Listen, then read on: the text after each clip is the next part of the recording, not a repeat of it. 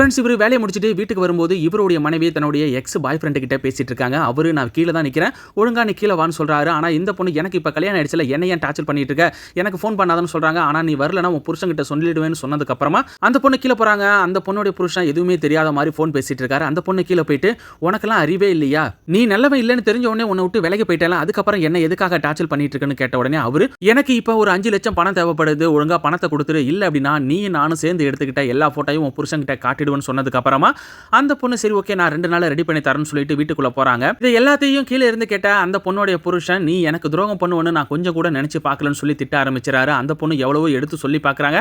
ஆனா அவரு கேட்கிற மாதிரி இல்லை. உடனே அந்த பொண்ணு இதுக்கப்புறம் நான் அந்த வீட்டில் இல்லைன்னு சொல்லிட்டு பொட்டியை தூக்கிட்டு கிளம்பி கீழே வந்துடுறாங்க.